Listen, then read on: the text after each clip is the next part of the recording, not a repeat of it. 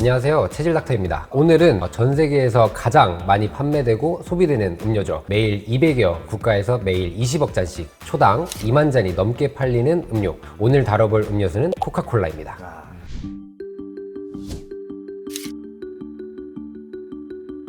콜라라는 게 K로 시작을 합니다. 근데 사실 저희가 아는 코카콜라의 네임을 잘 보시면 CC 이렇게 CC가 있잖아요. 그렇게 되는데 그래서 KOLA인데 왜 바뀌었냐? 네이밍을 하고 브랜드명을 작성을 할 때 이제 그 만든 사람이 CK로 하는 것보다 CC로 하는 게 훨씬 더 이쁘다라고 해가지고 콜라 할 때도 C로 바꾼 거죠. 이름이 이쁘기 때문에 C5로 이제 시작을 한 것뿐이지 원래는 K5였다.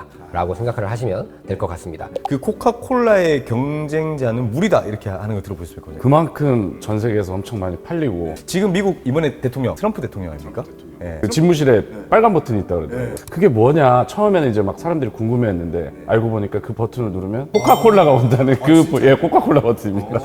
어찌됐든 이 코카콜라에 대해서 오늘 한번 이야기해보면 되게 재밌을 것 같아요. 이 코카콜라에서도 약간 구성 성분을 보니까 한약재가 좀 많이 들어가 있다는 사실이 밝혀졌는데 오늘 그래서 코카콜라의 역사부터 효과까지 알아보는 시간을 가져보도록 하겠습니다. 네.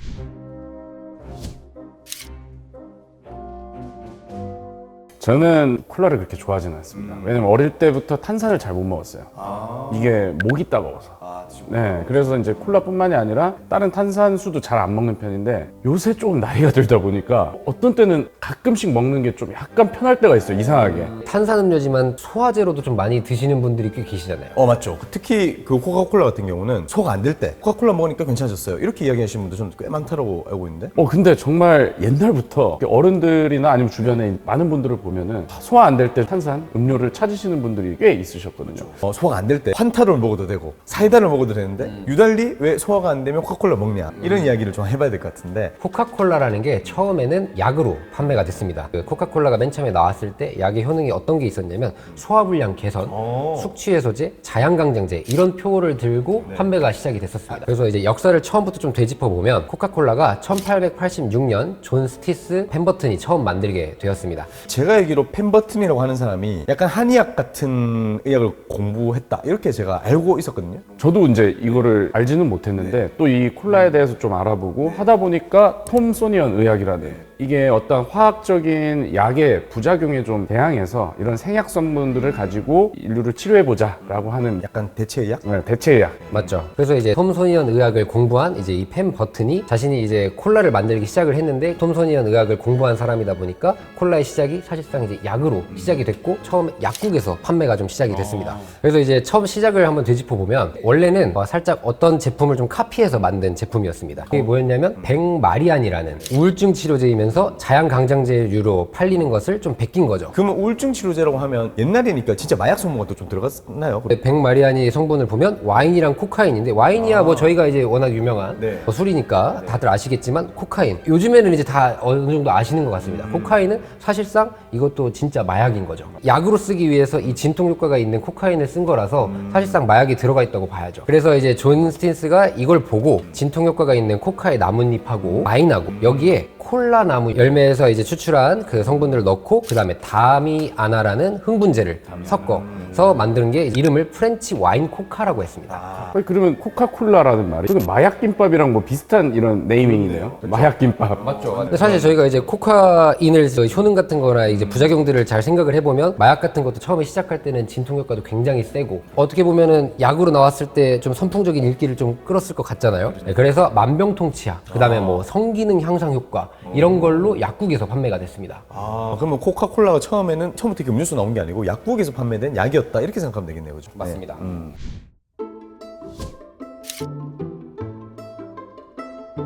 근데 이렇게 당연히 마약이 좀 어느 정도 들어가고 진통 효과가 굉장히 세다 보니까 당연히 이제 히트작이 좀 될 뻔했습니다. 근데 어떠한 사건으로 좀 위기를 맞는데 코카인 때문은 아니고 다른 것 때문에 살짝 위기가 옵니다. 술.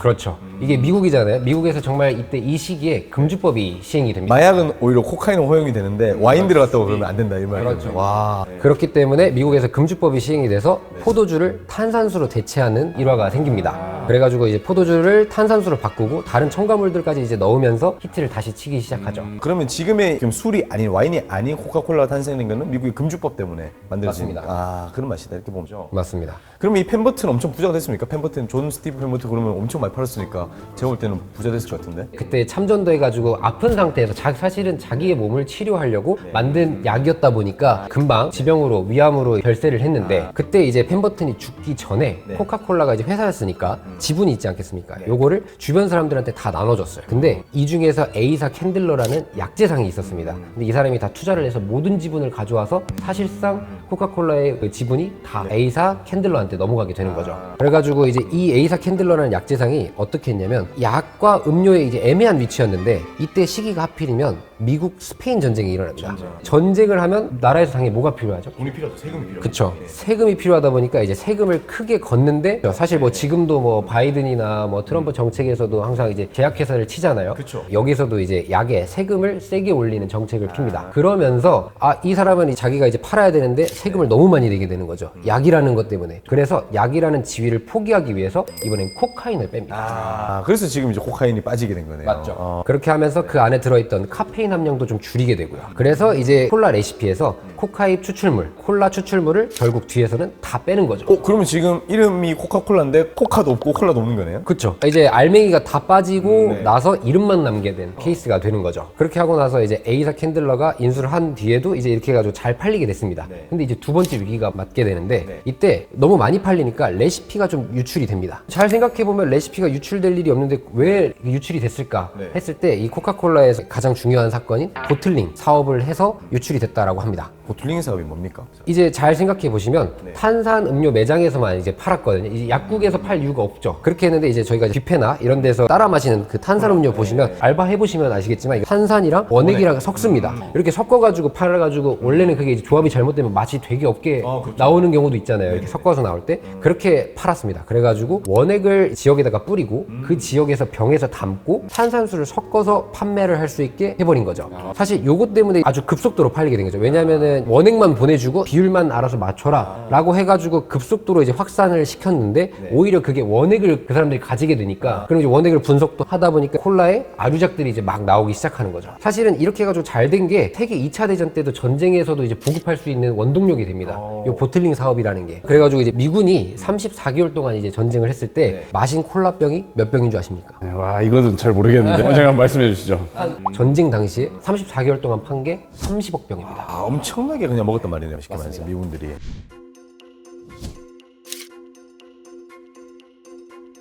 이럴 정도로 이제 업체들이 이제 많아지다 보니까 보틀링 업체가 넘쳐나면서 유사 제품이 계속 생기는 거죠. 그래서 이런 제품들과의 차이점을 만들고 브랜드화를 위해서 어떤 걸 하냐면 병 모양을 하나로 통일을 시키고 레시피를 좀 수정한 다음에 이제 비밀에 붙여서 코카콜라만의 그 가치를 보존하려고 하는. 그래서 일단 병 얘기부터 먼저 하면 사실은 요걸 구하고 싶었는데 저희가 지금 돌아다니보니까 못 구했어요. 코카콜라 병 디자인 콘테스트라는 걸 열었는데 여기에서 1등 한 병이 컨투어 병입니다. 컨투어가 이제 무슨 뜻이냐면 윤곽이라는 뜻입니다. 요거는 카카오 열매를 보고 곡선과 주름을 연상했다고 합니다. 이렇게 잡을 때 보면 이렇게 매끈매끈하지 않고 이렇게 안에가 좀 파여 있잖아요. 근데 코카콜라하고 카카오하고 이름만 비슷하지 사실 상관이 없는데. 그 병을 만든 사람들이 콘테스트에 출품을 할 때 카카오로 착각을 한 거죠. 사실은 저도 이걸 준비하면서 알았지만 콜라라는 게 있는 줄 몰랐거든요. 근데 카카오는 너무 유명하잖아요. 그래서 그런 열매에서 따온 디자인을 반영을 한 거죠. 그래서 이제 병에서 그렇게 해가지고 이제 브랜드 가치를 하나 부여를 하고 그 다음에 코카콜라만의 비밀 레시피를 만들어서 은행에다가 100년을 보관하고 그 다음에 지금은 월드 오브 코카콜라라는 박물관이 있습니다. 거기 안에 금고에 있습니다. 금고에 가가지고 지금까지 보관을 하고 특허권도 걸어놓지 않습니다. 이게 특허권을 안 걸어놓은 이유가 뭔지 이런 걸 원장님 좀 잘 아시잖아요. 이게 보통 특허권을 얻고 나서 뭐 일정한 기한이 지나면 그걸 뭐 공개해야 된다는 뭐 그런 게 있지 않나요? 맞죠. 맞습니다. 그러니까 특허권이라는 건 그래서 제약회사에서 무슨 뭐 저희가 뭐 약을 만들든 할 때 어느 순간 넘어가면 이제 뭐 CMO 이렇게 넘어가가지고 이제 복제품들을 막 만들어도 괜찮잖아요. 그런 것처럼 코카콜라도 혹시 특허권을 만들어 놓으면 그럼 언젠가 풀어야 되고 그럼 언젠가 아류작이 나와야 되는데 그걸 막기 위해서